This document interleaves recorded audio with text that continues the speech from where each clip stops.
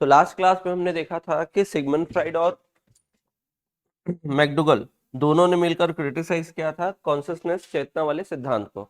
अब इसके बाद की कहानी क्या है? अब आएगा क्या? व्यवहारवाद, क्योंकि व्यवहार शब्द का उल्लेख हो चुका है, व्यवहार शब्द के बारे में बताया जा चुका है। तो यहाँ क्या है? व्यवहार का विज्ञान।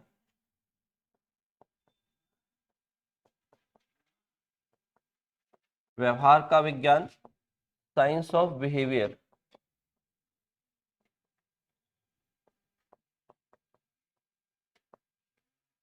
साइंस ऑफ बिहेवियर, ये जो कॉन्सेप्ट है ये बताते हैं जेबी वॉटसन। तो वॉटसन को समर्थन करने के लिए कौन है अभी?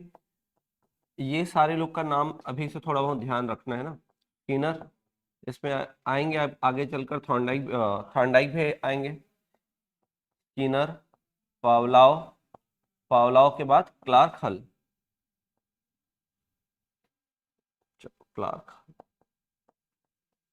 क्लार्क हल, तो ये लोग रहेंगे। ठीक है। अब इसमें आगे जाके थॉर्नडाइक भी जुड़ेंगे, तो ये लोग सब व्यवहारवादी मनोविज्ञान कहलाते हैं। और साथ ही साथ ये भी याद रखेगा कि यही लोग क्या रहेंगे, किसमें जुड़े रहेंगे? जब अधिगम वाला सिद्धांत पढ़ते हैं तो ये जो थॉर्नडाइक है वो बिल्ली पर प्रैक्टिकल करते हैं, ये चूहे पर, ये कुत्ते पर, और ये जैविक आवश्यकता सिद्धांत देते हैं, तो सब एक साथ आते हैं लोग। अब इन्होंने थोड़ा सा कॉन्सेप्ट में क्या कर दिया, बदलाव कर दिया। बदलाव कैसे किया? कि भाई इंद्रियों से हमें जो सूचना मिलती है, कितनी इंद्रियां? 5। जो भी प्रथम सूचना मिलती है,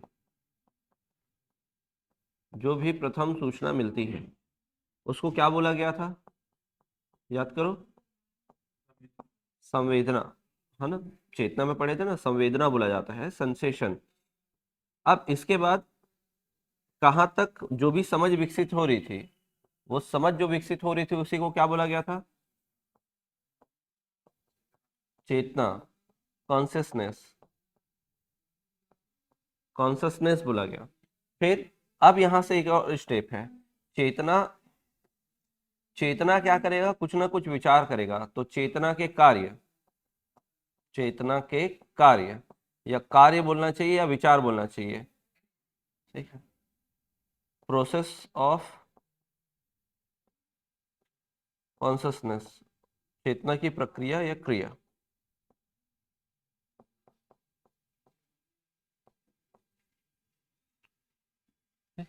चेतना की प्रक्रिया। अब चेतना की प्रक्रिया के बाद में ही आपका क्या आएगा? व्यवहार आएगा। क्या आएगा? व्यवहार।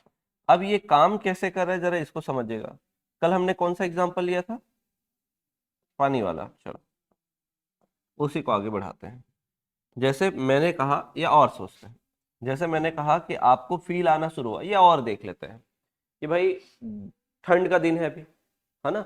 बाहर निकले, ठंडी हवा चल रही है, तो आपको क्या हुआ? ठंडी का मतलब आपके सेंसस ने बताया कि भाई, मतलब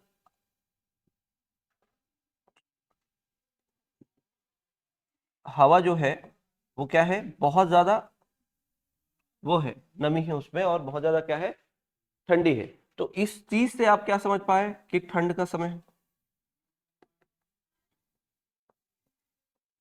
ठीक है। शीत चल रही है, मतलब मान लो बहुत ठंडी हवा चल रही है, तो ये क्या चल रही है? शीत लहर मान लो। क्या चल रही है? शीत लहर। और आपको काम करने हैं, तो आप तुरंत दिमाग में क्या आएगा? जैकेट होता है यार, एक पहने हो फिर भी लग रहा है नहीं ठंड है, तो आप क्या करोगे?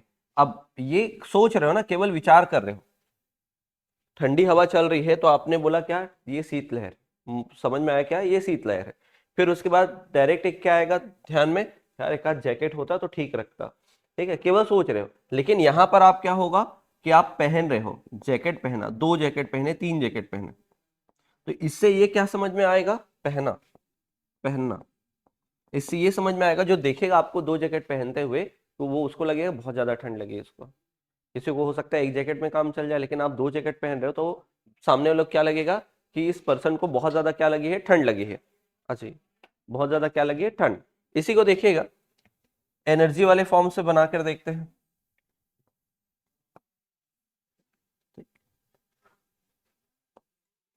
जैसे अगर मैंने कहा कि आपको फीलिंग आना शुरू हुई कि आपके अंदर की ऊर्जा जो हो रही है वो कम हो रही है, तो ऊर्जा कम हो रही है तो चेतना क्या समझाएगा कि भाई ये तो भूख है।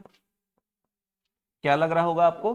भूख लग रहा होगा, है ना? बैठे हो, काम कर रहे हो लगातार 3-4 घंटे, फिर उसके बाद आपको लगेगा बस थोड़ा सा रेस्ट करना चाहिए, कुछ खाना चाहिए। तो ये जो एनर्जी कम हो रही है वो समझ क्या विकसित कर पाएगा? भूख। अब भूख जब लगेगा तो आपका चेतना जो विचार आएगा वो किसका विचार आएगा? भोजन का, कि यार भोजन होता, कुछ खा लेते करके। लेकिन यहाँ पर ये दोनों दोनों केवल और केवल क्या है? आंतरिक भाव है।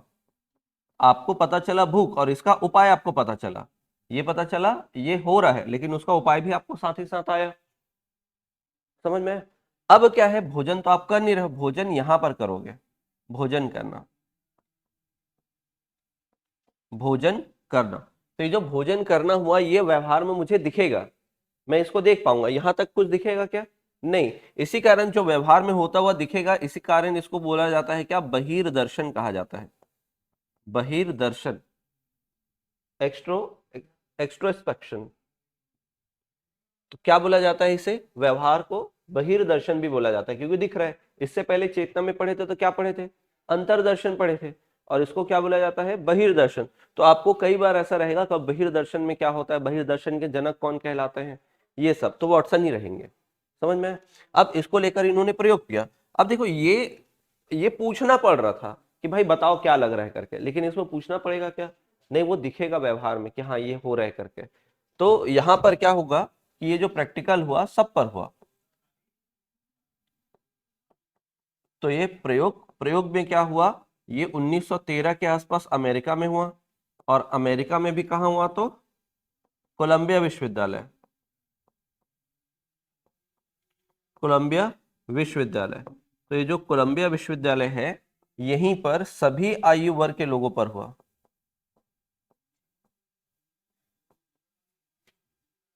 आयु वर्ग के लोगों पर,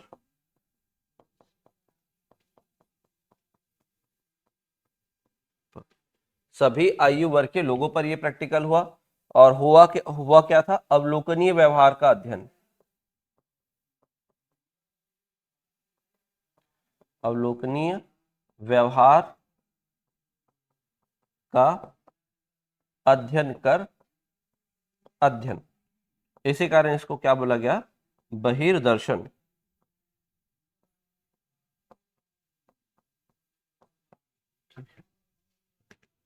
अवलोकनीय व्यवहार का अध्ययन। तो अवलोकनीय व्यवहार जो ऑब्जर्वेशनल जो होगा, जो मैं बिहेवियर को देख पाऊंगा, उस व्यवहार का मुझे क्या करना है?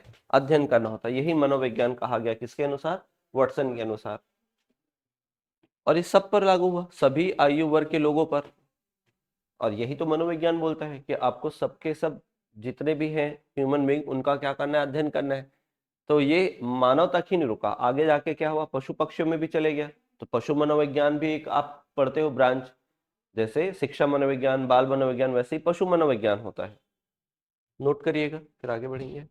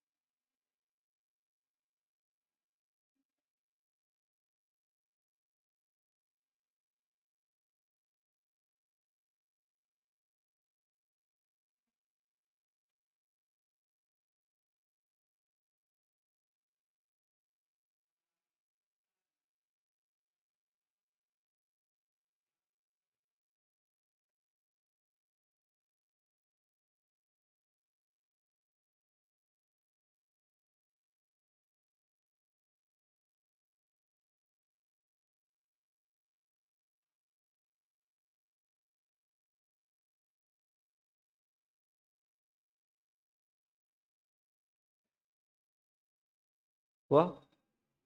ठीक।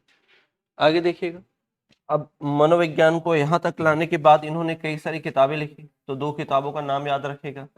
एक किताब है कौन सा आपका व्यवहार मनोविज्ञान की तुलनात्मक अवधारणा,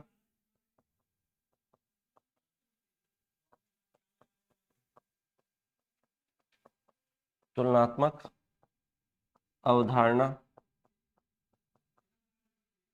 दूसरा जो है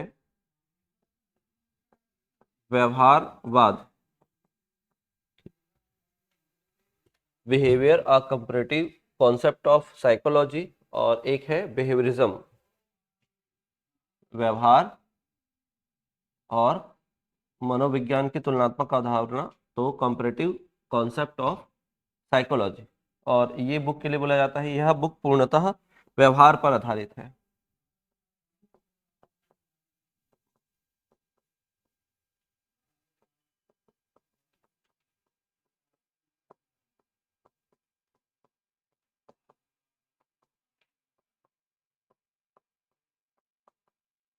यह बुक पूर्णतः व्यवहार पर आधारित है।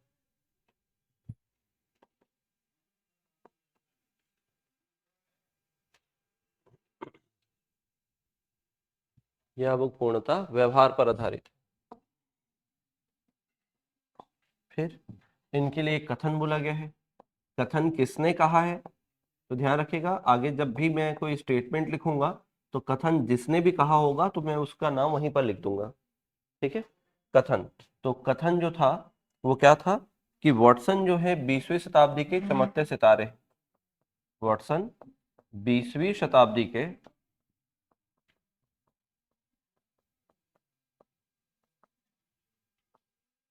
चमकते सितारे,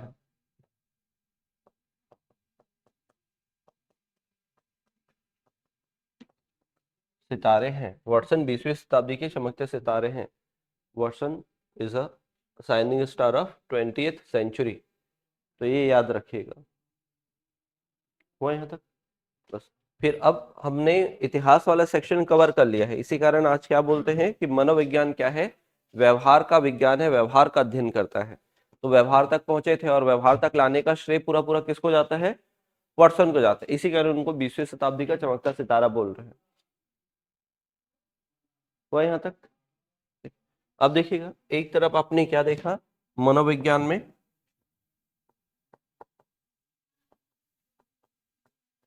मनोविज्ञान, तो एक तरफ आपने देखा इतिहास,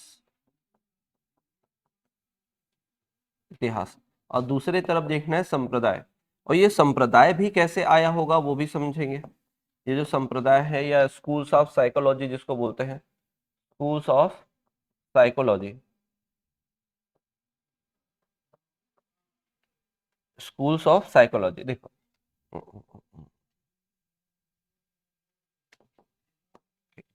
यहां देखिएगा, सबसे पहले आपने आत्मा का कॉन्सेप्ट पढ़ा था, फिर आया मन मस्तिष्क का कॉन्सेप्ट, चेतना का कॉन्सेप्ट आया, फिर व्यवहार का। तो आप ये बताओ किस चीज में दो बार, मतलब कहाँ से प्रयोग शुरू हुआ था? चेतना से शुरू हुआ था ना। तो ये दोनों के लिए अलग समय बताया जाता है, ये दोनों के लिए अलग समय बताया जाता है। फिर से जैसे इसको बोला जाता है पूर्व वैज्ञानिक काल, पूर्व वैज्ञानिक काल। क्यों बोला जाता है प्री साइंटिफिक एरा? क्योंकि भाई केवल अजम्पशंस था ना कि आत्मा हो सकता है, फिर बोला आत्मा नहीं है तो मन होगा फिर। और यहाँ पर क्या हुआ, हमने डायरेक्ट प्रैक्टिकल करके देखा, प्रयोग तो यहीं से शुरू हुआ था। एक प्रैक्टिकल यहाँ हुआ, एक प्रैक्टिकल यहाँ हुआ, तो वैज्ञानिक काल जहां पर आप प्रैक्टिकल कर पाते हो वो क्या हो गया? वैज्ञानिक काल। वैज्ञानिक काल। तो अगर कभी पूछे कि मनोविज्ञान के इतिहास को कितने भागों में बांटा जा सकता है, तो दो भागों में। कौन कौन सा? पूर्व वैज्ञानिक काल और वैज्ञानिक काल। अगर ऐसा देगा तो इसको सीक्वेंस में जमाने बोलेगा, इसको सीक्वेंस में जमाने बोलेगा। तो यहां पर देखिएगा, इसको भी लेकर एक कथन है, इतिहास को लेकर। किसका कथन है? वुडवर्थ का।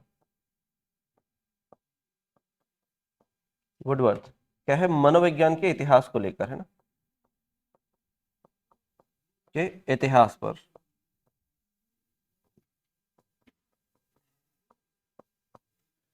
मनोविज्ञान के इतिहास पर।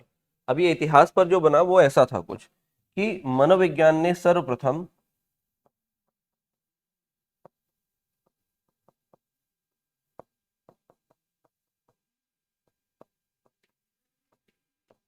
मनोविज्ञान ने सर्वप्रथम अपनी आत्मा आत्मा फिर मन, आत्मा फिर मन, और अंत में अपनी चेतना का त्याग किया।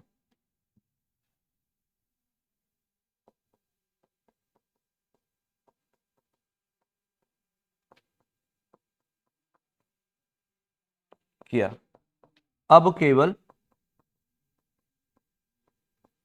व्यवहार बाकी है।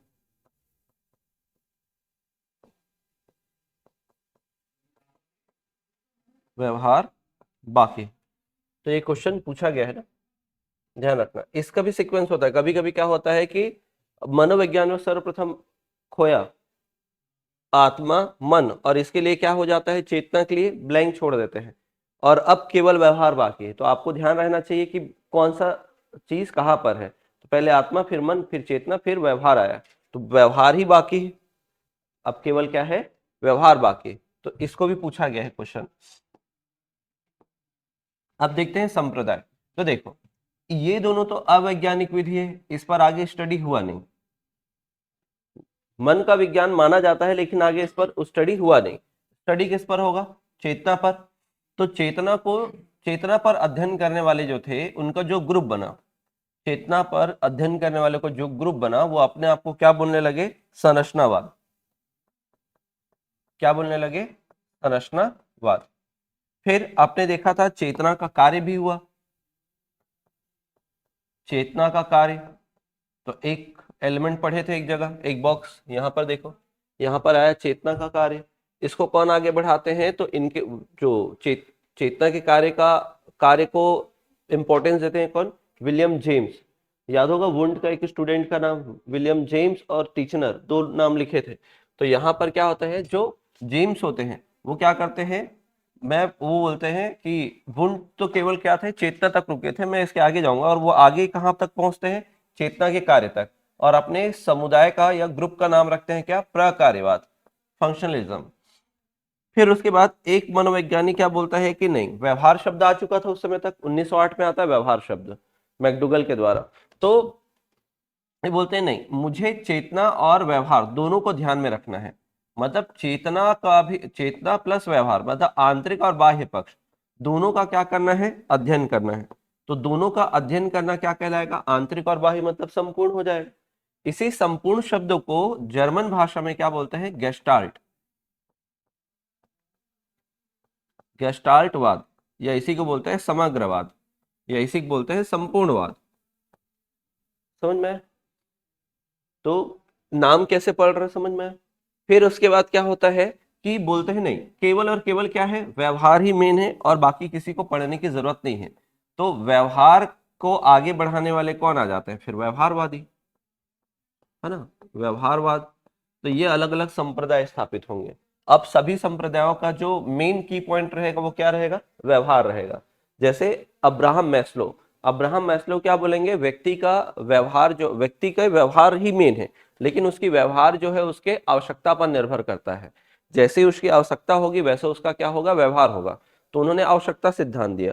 मनोविश्लेषणवाद देते हैं, उसमें बताते हैं अचेतन मन का कॉन्सेप्ट। तो बताते हैं कि पूरा व्यक्ति जो है अपने अचेतन मन द्वारा क्या होता है, निर्धारित होता है। तो उसका पूरा व्यवहार जो होता है किससे नियंत्रित होता है, अचेतन मन से। फिर उसके बाद आगे देखेंगे तो मैकडूगल का एक आता है सहचर्य प्रेरकीय संप्रदाय। तो प्रेरकीय संप्रदाय में ये बोलते हैं कि व्यक्ति का व्यवहार डिपेंड करता है उसका उद्देश्य क्या है। जैसा उसका उद्देश्य रहेगा वैसे ही उसका क्या रहेगा, व्यवहार रहेगा। फिर एक सहचर्यवाद लेकर पढ़ेंगे जॉन लॉक का। वो बोलते हैं व्यक्ति का व्यवहार जो होता है उसके अनुभव द्वारा निर्धारित होता है। तो जैसे जैसे उसको अनुभव मिलेगा, जैसे जैसे एक्सपीरियंस मिलेगा, वैसे उसके व्यवहार में लगातार क्या आएगा, परिवर्तन आएगा। तो आगे जितने भी लोग रहेंगे वो किसको इंपॉर्टेंस देंगे, व्यवहार वर्ड को इंपॉर्टेंस देंगे। तो ये समझ में आया, चेतना को आगे बढ़ाए तो संरचनावाद, कार्य को आगे बढ़ाए तो प्रकारवाद, चेतना और व्यवहार दोनों को आगे बढ़ाए तो गेस्टाल्ट या समग्रवाद। फिर व्यवहारवाद केवल व्यवहार। तो इसको थोड़ा सा बस लिखिएगा, इधर नहीं भी लिखेंगे चलेगा, वो और ये चाहिए, बाकी संप्रदाय के नाम तो मुझे लिखना ही है आगे।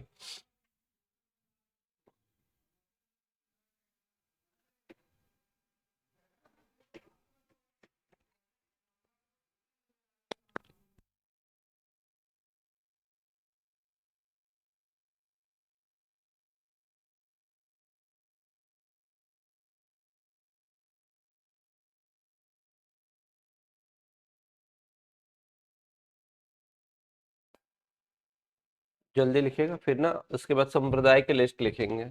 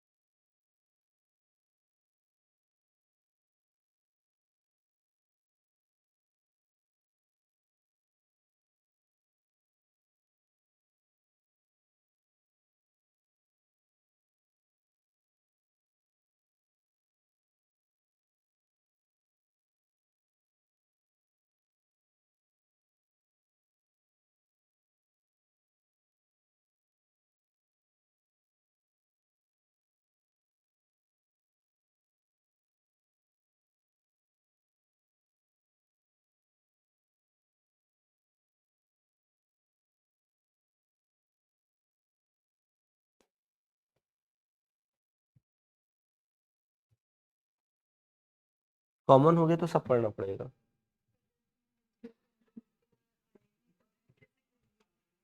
किसमें? हाँ, उसी का तो सबसे ज्यादा आएगा। आप वर्ग एक में तो जान ही रहे हैं, वर्ग दो में है ना। और इसका क्वेश्चन है, और उसमें सब्जेक्ट ऐसा नहीं है, आप जैसे उसमें बोला गया है पॉलिटी और हिस्ट्री करके बोला गया है, तो आएगा ही, पॉलिटी और हिस्ट्री तो रहेगा ही रहेगा। वो डिपेंड नहीं करता, उसमें हिस्ट्री में आप पढ़ा सकते हो।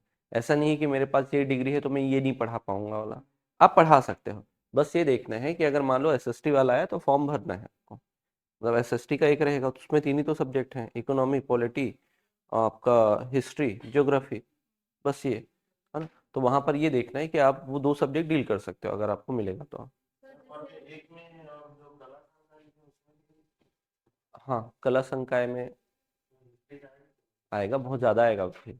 854 पोस्ट जो बोल रहे हैं वर्ग एक के लिए, सोचो अगर मान लो केवल 5 अगर यूनिट अगर देखते हैं, चलो उसमें डिवाइड करके दिए है ना उसमें भी, तो आराम से 100 पोस्ट तो रहेगा ही रहेगा, कम से कम। ठीक।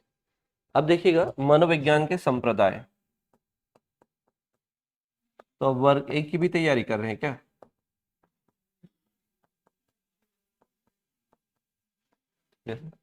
वर्ग एक भी तैयारी चल रही है। देखो अगर जीएस वाला सब्जेक्ट है तो ज्यादा टेंशन नहीं है ना। जीएस वाला सब्जेक्ट है तो ज्यादा टेंशन नहीं है। अगर मान लो फिजिक्स रहता, मैथ्स रहता, केमिस्ट्री रहता, साइंस वाला, उसमें ज्यादा टफ है।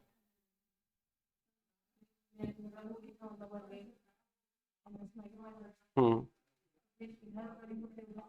नहीं, क्योंकि देखो वो एकदम डाइवर्स है ना, कि वो आपका अगर मान लो साइंस वाला है तो पूरा उसका कोर पढ़ना पड़ता है। और इधर क्या है, जो जीएस जनरल जीएस सब जानते हैं वो थोड़ा बहुत उसको एडवांस करना है, उसमें ज्यादा फर्क नहीं पड़ेगा। लेकिन आप इधर वर्ग दो और उधर साइंस वाला कोई सब्जेक्ट है वर्ग एक के लिए, तो बहुत डिफिकल्ट है फिर, क्योंकि हाँ,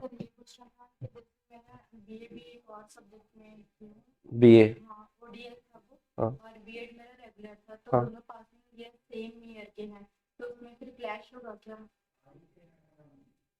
नहीं देखो, उस पर क्लैश होना ये है कि आप देखिएगा आपको कहाँ पर मौका मिल रहा है, आप उसको प्रेजेंट करिए। पता चला कि डॉक्यूमेंट वेरिफिकेशन में फिर ऐसे नहीं ऐसा मत, देखो दिखाओ ही मत ना, उसको शो मत करिए।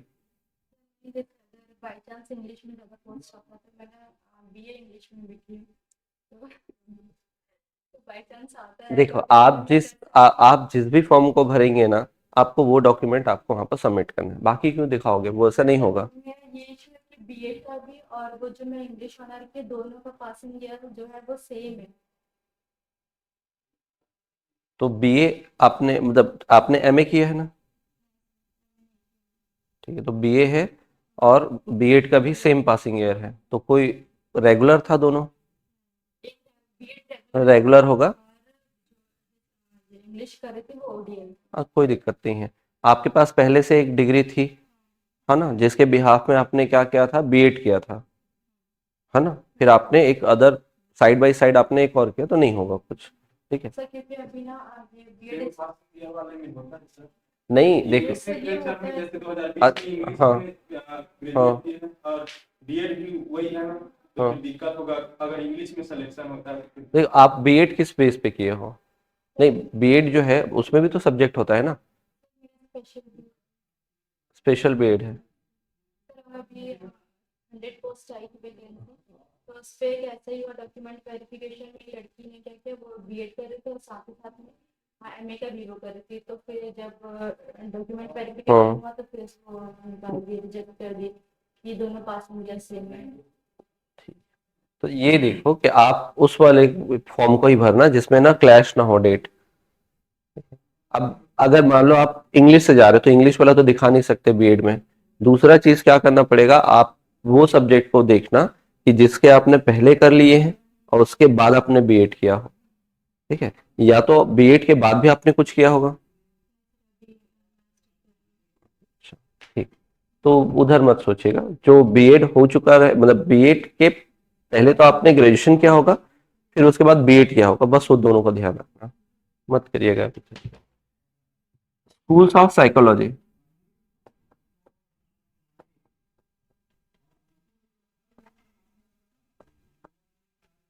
स्कूल्स ऑफ साइकोलॉजी, तो स्कूल्स ऑफ साइकोलॉजी में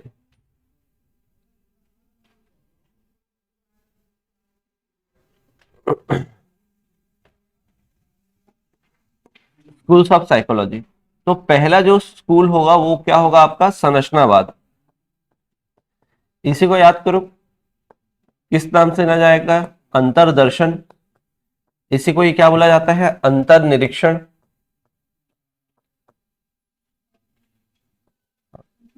अंतर निरीक्षण, आत्मनिरीक्षण भी बोला जाता है,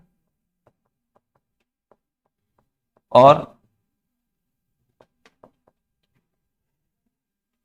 निर्मितवाद भी बोला जाता है, निर्मितवाद।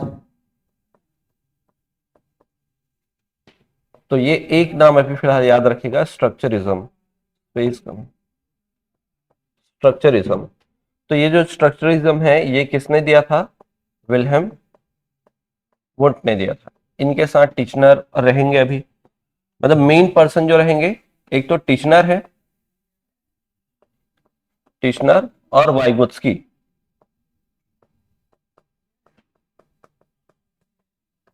जब एक ग्रुप बनेगा तब जाकर इसमें वाइगोत्स्की आएंगे ना, चेतना का अध्ययन में नहीं, जब इस पे और ज्यादा स्टडी होगी तब। फिर सेकंड नाम कौन सा आना चाहिए, प्रकार्यवाद। प्रकार्यवाद, या इसी को शॉर्ट में कार्यवाद बोल देते हैं, तो ये है functionalism.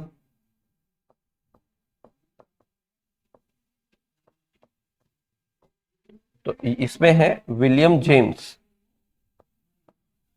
William James Dewey, John DV,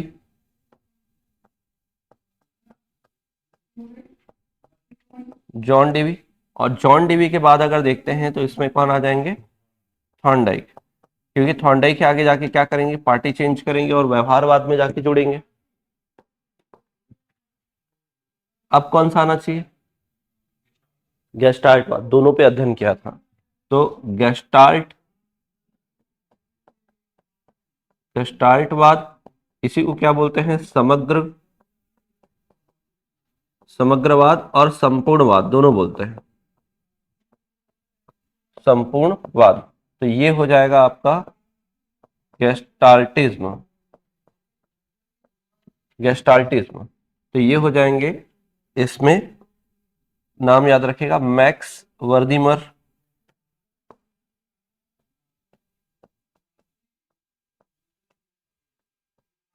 max वर्दीमर, max वर्दीमर के साथ साथ क्या हो जाएगा, कोहलर, कोफका, कर्ट लेविन। 3 के वाले नाम आते हैं ना इसमें, Kohler, Koffka, Kurt Lewin, Kohler, Koffka, Kurt Lewin. तो ये सारे नाम याद रखते हैं। 3 के, जैसे मैं गेस्ट कैसे है, वर्दी में है, साथ में कौन है, 1 के, 2 के, 3 के, 3 के है। आजकल पैसे को हम लोग के से बोलना शुरू कर देते हैं, 1 के चाहिए, 2 के चाहिए, है ना, 1000 को, तो 3 के आ रहे हैं। तो एक गेस्ट है, वर्दी में है और उनके पास 3 के है। तो के में कौन है, पहला कोहलर है, फिर कोफ्का है, फिर कौन है, कर्ट लेविन है। फिर इसके बाद देखेंगे व्यवहारवाद।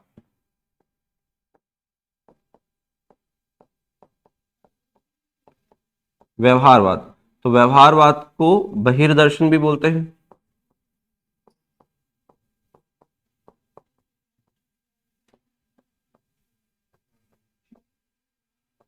बिहेवियरिज्म। तो इसमें तो पहले वॉटसन और वहां से इस कौन, थॉर्नडाइक इधर आ जाएंगे। जब ये संप्रदाय बनेगा, इसके खोज होंगे, इस पे एक्सपेरिमेंट होगा, तो ये ज्यादा सही लगेगा किनको, थॉर्नडाइक को। और यहाँ पर पहले से 3 लोग थे, स्कीनर, पावलाव और क्लार्क हल या हल और हल, ये लोग पहले से थे।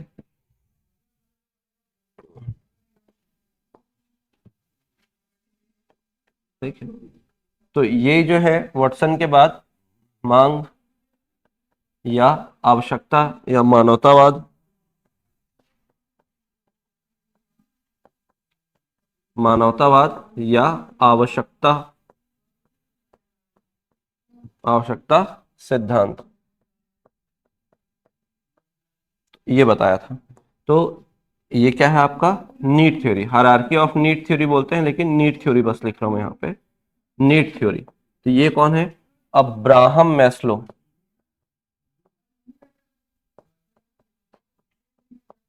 Abraham Maslow. फिर मनोविश्लेषणवाद,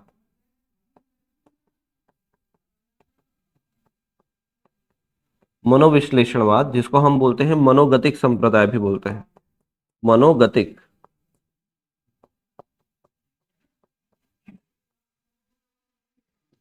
मनोगतिक संप्रदाय। तो ये हो जाएगा साइकोएनालिसिस,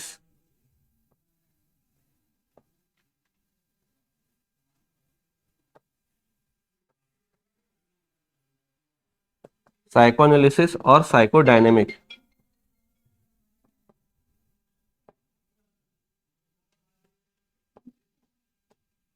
साइकोडायनेमिक। तो ये कौन है, सिगमंड फ्राइड,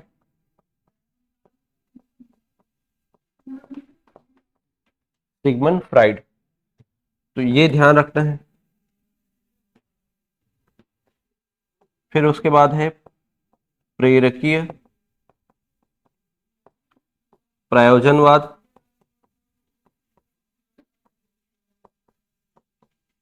हार्मिक। तो ये हो जाएगा आपका मोटिवेशनल,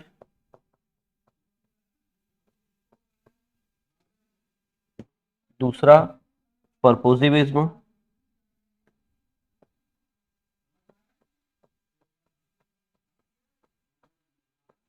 परपोजिविज्म या हार्मिक,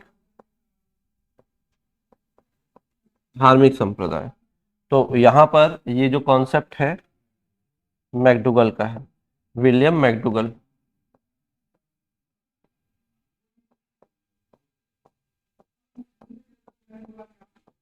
विलियम मैकडुगल। और अंत में ये पढ़ेंगे कौन सा आपका, साहचर्यवाद,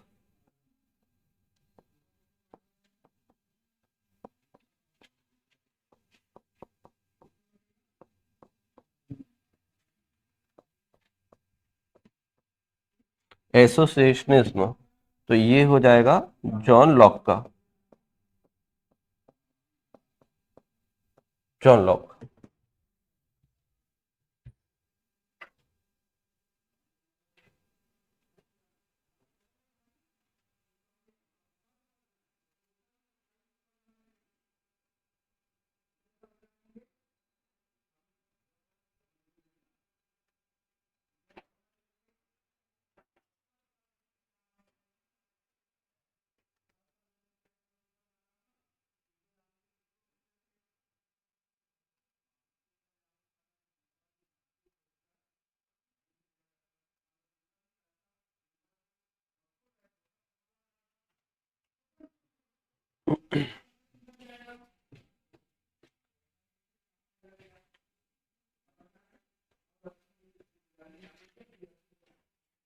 प्रियंका ग्रुप में जाके देखिएगा, पीडीएफ डलता है पूरे क्लास का।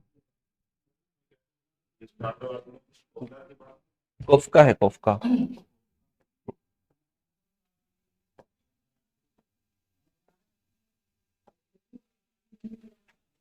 कोफका।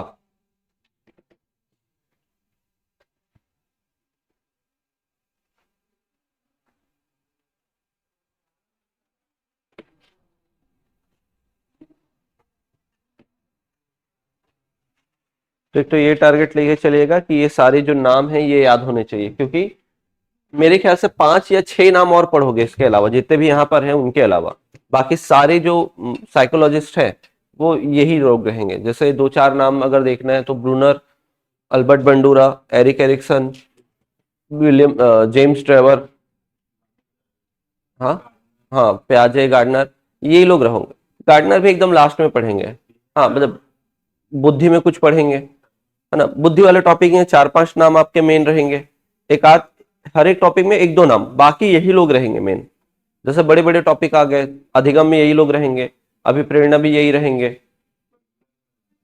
बंडूरा नहीं है तब, बंडूरा में कौन सा कॉन्सेप्ट पढ़ना है? सामाजिक अधिगम सिद्धांत, एक आधे घंटे का क्लास, उससे ज्यादा नहीं है। एरिक एरिक्सन उससे ज्यादा लंबे हैं। तो भाषानुकरण में नॉम चोम्स्की, बंडूरा, स्किनर, ठीक है, मतलब बंडूरा, स्किनर, नॉम चोम्स्की। तो एक साइकोलॉजिस्ट जो होंगे वो एक एक में मेन मेन होंगे। जैसे अगर मान लो नैतिक विकास पढ़ते हैं तो वहां पर प्याजे का छोटा सा कॉन्सेप्ट आएगा, कोहलबर्ग का पढ़ते हैं पूरा मेन। वैसे ही भाषा विकास में नॉम चोम्स्की, उनके साथ सपोर्टिव में बंडूरा। फिर उसके बाद क्या होता है, मैकडुगल का तो संवेग विकास में पढ़ेंगे ही पढ़ेंगे, पूरे 14 जो मूल प्रवृत्ति है। तो वो क्या है, एक एक दो दो नाम क्या रहेंगे, मेन रहेंगे, बाकी ये सब सपोर्टिव में सब यही नाम रहेंगे। तो इतने नाम, इसके अलावा 10 नाम और, इसके अलावा और कुछ नहीं पढ़ना है, समझो। ये नाम अभी से याद कर लेंगे, थोड़ा बाद में आसान होगा कि ऐसा लगे हाँ ये नाम सुना हुआ है, और ये कौन से संप्रदाय से जुड़े हुए हैं वो पता रहेगा आपको। तो देखिएगा, पहला संप्रदाय क्या है, संरचनावाद संप्रदाय। तो इनका लॉजिक क्या रहेगा कि हमको किसका अध्ययन करना चाहिए, चेतना का। जो चेतना का अध्ययन करने काम को आगे बढ़ाया, और इसमें जो टीचर रहेंगे वो क्या बताते हैं, 3 एलिमेंट होते हैं चेतना के, संवेदना, भाव और प्रतिमा। देखते हैं ना क्या होगा। प्रकारवाद बोलते हैं कि चेतना के कार्य द्वारा ही निर्धारित होता है। फिर उसके बाद क्या होगा, समग्रवाद और गेस्टाल्टवाद, मतलब क्या होगा, चेतना और व्यवहार दोनों का अध्ययन करना है। तो लिखेगा पहला संप्रदाय,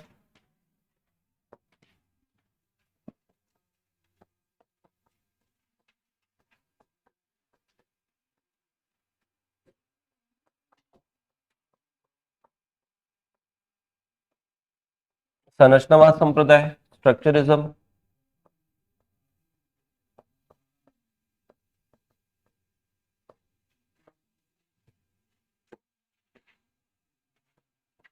इस समय इस ग्रुप में कौन है, तो आपको 2 ही नाम याद रखना है। एक तो याद रखना है टीचनर, टीचनर और वाइगोत्स्की।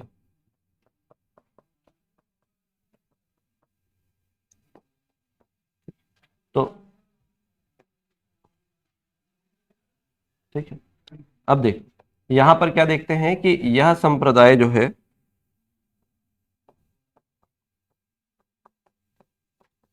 संप्रदाय मनोविज्ञान में, यह संप्रदाय मनोविज्ञान में चेतना को महत्वपूर्ण मानता है।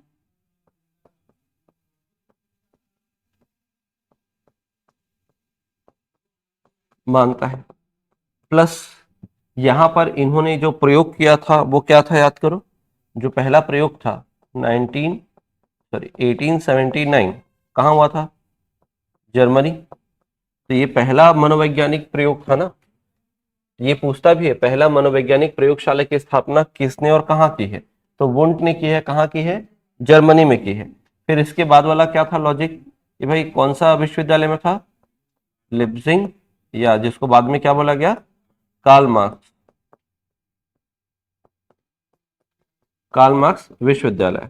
और ये किस पर था, टीनेजर्स पर था, 12 से 18 वर्ष के बच्चों पर।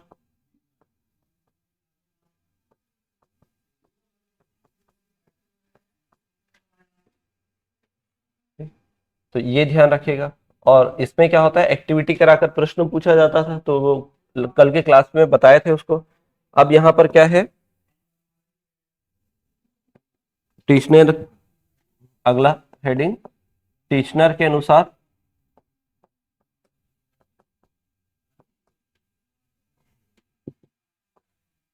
अनुसार चेतना के तत्व,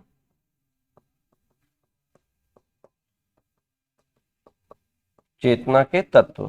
तो इन्होंने तीन तत्व बताए थे, तीन तत्व बताए थे। तो एक बताया इन्होंने संवेदना,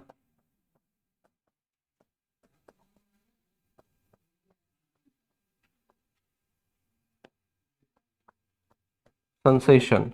फिर उसके बाद दूसरा जो आया, भाव।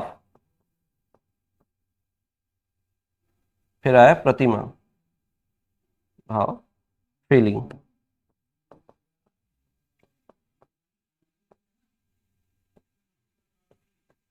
प्रतिमा, इमेज। ये तीन जो स्ट्रक्चर होते हैं वो होते हैं आपके किसके, चेतना के तत्व। कि जब भी आपके अंदर जब चेतना आएगा तो वो उसमें क्या क्या हो सकते हैं। तो पहला बोलो उन्होंने क्या, संवेदना होगा, दूसरा भाव होगा, और तीसरा क्या होगा, प्रतिमा होगा।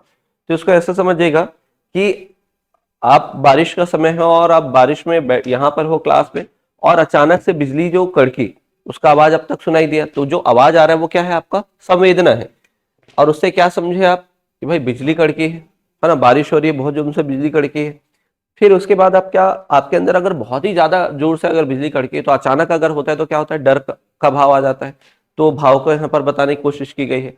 और आप इमेजिन कर सकते हैं, आप अगर आंख बंद करेंगे तो आपको बिजली कड़कता हुआ भी क्या हो सकता है, दिखाई दे सकता है, क्योंकि आपने बहुत बार बिजली कड़कता हुआ देखा होगा। ठीक है। और नहीं देखा होगा तो कम से कम अगर मान लो जो धार्मिक सीरियल्स देखते हैं, उसमें जब भी कोई जो बताया जाता है ये होने वाला है करके, तो बिजली कड़कता हुआ दिखाया जाता है, तो वो इमेज हमारे दिमाग में आ जाता है। तो ये तीन तत्वों को क्या करते हैं, किससे जोड़ते हैं, चेतना से, कि ये तीन रूप में हमको दिखाई देते हैं। जैसे कोई गाड़ी का साउंड आ गया बहुत जोर से, ठीक है, तो क्या होगा, कुछ तो हुआ है करके ऐसा भाव आता है। फिर क्या होता है, गाड़ी का इमेज आपके दिमाग में बन जाता है, गाड़ी का इमेज आपके दिमाग में बन जाएगा। तो ये तीन स्ट्रक्चर के बारे में बात करते हैं कौन, टीचनर। ये हम पहले भी पढ़ चुके हैं, और इन्होंने इन सभी लोगों ने किसको महत्व दिया था, चेतना को। इसमें ज्यादा नहीं है, बस आपको ये चीज एक्स्ट्रा पढ़ना था, क्योंकि आगे जब एक्सपेरिमेंट होता है तो उसको कौन रिपीट करते हैं, टीचनर। ये भी क्या कौन होते हैं, वुंड के शिष्य हैं। यहां तक समझ में है। फिर उसके बाद अगला कौन सा है, प्रकार्यवाद। अगला हेडिंग लीजिएगा।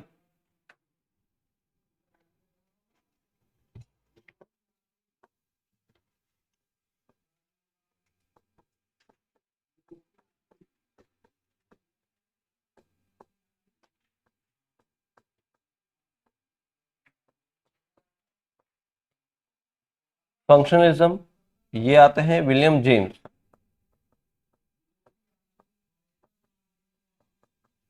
विलियम जेम्स, विलियम जेम्स का क्या कहना है देखिएगा। इसमें समर्थन कौन है,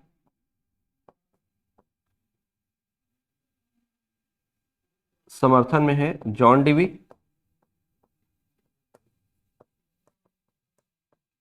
और थॉर्नडाइक। इस संप्रदाय के अनुसार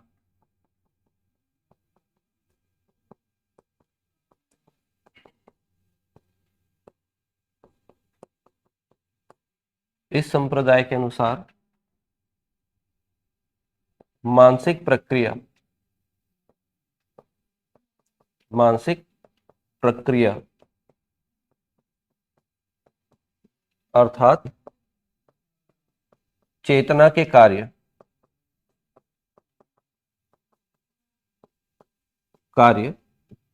मनोविज्ञान का आधार है।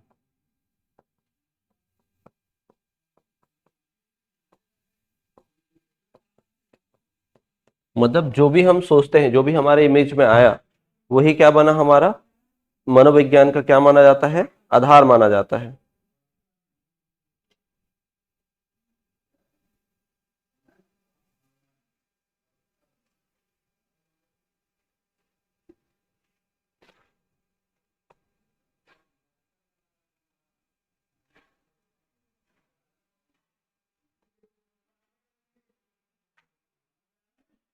ओके, अर्थात व्यक्ति के विचार चेतना के द्वारा, इसमें लिखेगा व्यक्ति के विचार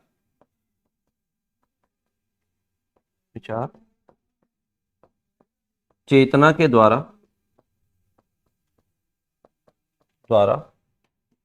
होने वाली क्रियाओं पर निर्भर करता है।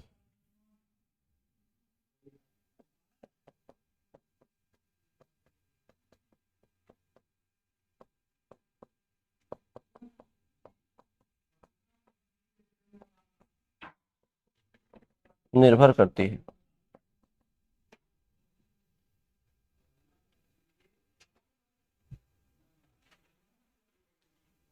हो गया। अब अगला संप्रदाय कौन सा, गेस्टाल्ट। हाँ, देख लेते हैं उसको भी।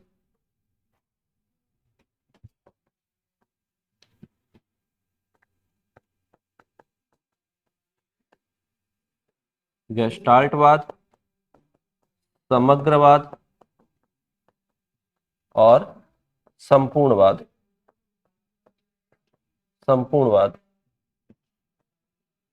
गेस्टाल्टिज्म कौन है इधर, मैक्स वर्दीमर या वर्दाइमर भी बोलते हैं इंग्लिश में, मैक्स वर्दीमर। समर्थन, तो याद करो 3K, तो कौन कौन है इसमें, कोहलर, कोफ्का और कर्ट लेविन।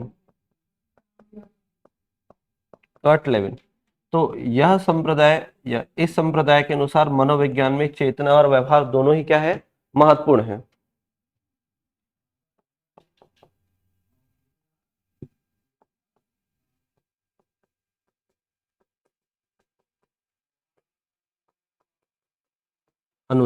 इस संप्रदाय के अनुसार मनोविज्ञान में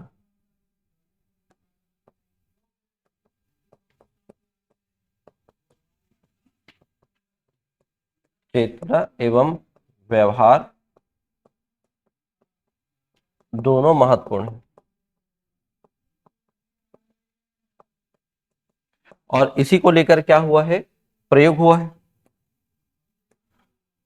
इसी को ध्यान में रखकर क्या किया गया है, प्रयोग। ये भी पूछा जाता है प्रयोग कब हुआ है, तो 1912 में हुआ है। कहाँ हुआ है, तो जर्मनी में हुआ है। जर्मनी कहाँ, तो जर्मनी में याद रखेगा, बर्लिन में। और चेतना और व्यवहार दोनों पर, मतलब ये अंतर्दर्शन और बहिर्दर्शन दोनों को यहाँ पर दोहराया गया है। तो ये ध्यान रखिएगा। इसमें क्या कराया जाता है, एक्टिविटी कैसे कर रहा है ये भी देखा जाता था, और एक्टिविटी के दौरान जो है बच्चा क्या सोच रहा है उसको पूछा भी जाता था।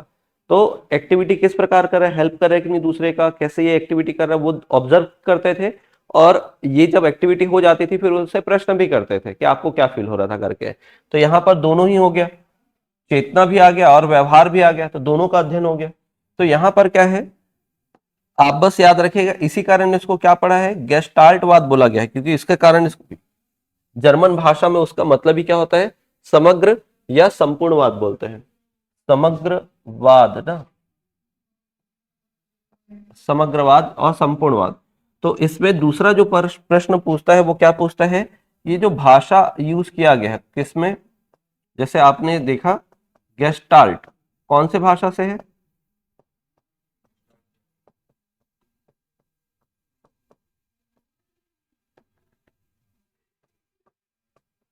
गेस्टाल्ट जो है जर्मन भाषा का शब्द है, याद रखेगा। गेस्टाल्ट जो है वो जर्मन भाषा का शब्द है, और यही ये जब प्रैक्टिकल आगे बढ़ा, यूरोप पहुंचा, और यूरोप में पहले जुड़ा हुआ था ब्रिटेन, तो ब्रिटेन में जब पहुंचा तो इसको क्या बोला गया? गेस्टाल्ट ना बोलकर गेस्टाल्टिज्म बोला गया। ये हिंदी में बोलते हैं गेस्टाल्टवाद, गेस्टाल्टिज्म। तो अगर ये बोलेगा कि गेस्टाल्टिज्म किस भाषा में बना, तो ये अंग्रेजी भाषा में बना है। कौन सी भाषा में बना है? अंग्रेजी भाषा में। फिर अगला पॉइंट इन्होंने बताया क्या, कि जो भी हमको अध्ययन की दिशा जो होनी चाहिए, अध्ययन की दिशा या टीचिंग फॉर्मूला जो होना चाहिए, शिक्षण सूत्र, वो क्या बताने की कोशिश करते हैं? डायरेक्शन ऑफ स्टडी या टीचिंग मैक्सिमा या टीचिंग फॉर्मूला। कौन सा यूज करते हैं लोग? पूर्ण से अंश, नाम सुने हैं क्या? होल टू पार्ट, हाँ, पूर्ण से अंश की ओर, अंश की ओर। अब ये कैसे होता है? जैसे हमने क्या किया कि हमने बताया कि भाई ये एक क्या होने वाला है? चैप्टर होने वाला है। कौन सा? संप्रदाय। अब संप्रदाय में मैंने थोड़ा थोड़ा आपको डील किया कि हमको क्या मानना है, कि ये बोलता है केवल चेतना, ये चेतना के कार्य, चेतना और व्यवहार दोनों, और ये व्यवहार। फिर हर एक ने क्या किया? व्यवहार को मेन आधार बताया, फिर अलग अलग रूप में उसको प्रेजेंट किया। अब फिर उसके बाद हमने क्या किया? इसको एक एक करके एक्सप्लेन करना स्टार्ट किया। तो सेम क्या होता है कि आप लोग भी जब पढ़ाओगे तो आप लोग को चैप्टर जब स्टार्ट करोगे पढ़ाना, जैसे मान लेते हैं सिंधु घाटी सभ्यता ही पढ़ोगे, इतिहास अगर पढ़ाना स्टार्ट करोगे तो उसमें क्या बताओगे? भारत की पहली सभ्यता थी, इनका रहन सहन हमसे एडवांस था, 5000 साल पहले भी वो हमसे कई गुना आगे थे, बिना आज के आधुनिक हथियार के, बिजली के। फिर उनका नगर नियोजन देखेंगे, पानी का ड्रेनेज सिस्टम देखेंगे, फिर कौन कौन से मटेरियल, मतलब ये मेटल का यूज करते थे वो देखेंगे, यातायात के लिए क्या यूज करते थे, इनके जो मोहर सील्स मिले हैं वो कैसे होते थे, घर कैसे बनते थे, ये सब डिस्कस करेंगे। मतलब बताओगे, दो चार जगह का नाम लोगे, तो ये क्या हुआ? आपने थोड़ा सा एक पूर्ण रूप में उसको क्या किया? कंसाइज करके बता दिया कि हम ये सब देखने वाले हैं। और फिर क्या करोगे? एक एक करके डील करोगे वो सबको। जैसे हमने क्या किया? सबको बताया कि हम ये सब पढ़ेंगे, और फिर क्या किया? एक एक को डील किया। तो यही क्या कहलाता है आपका? पूर्ण से कहाँ जा रहे हो आप? अंश। कि ओवरऑल आपने थोड़ा बहुत बता दिया है, अब एक एक अंश को क्या करोगे? आप डिटेल करोगे। समझ में? इसी को बोलते हैं पूर्ण से अंश। इसी को कल पढ़ेंगे, मतलब आगे पढ़ेंगे इससे।